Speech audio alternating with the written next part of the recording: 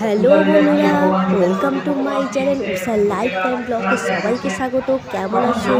আশা করছি ভালো আছো। তো আমিও ভালো আছি। আমি চলেছিলাম আজ তারকেশ্বর রথযাত্রা উপলক্ষে অনুষ্ঠান দেখছি।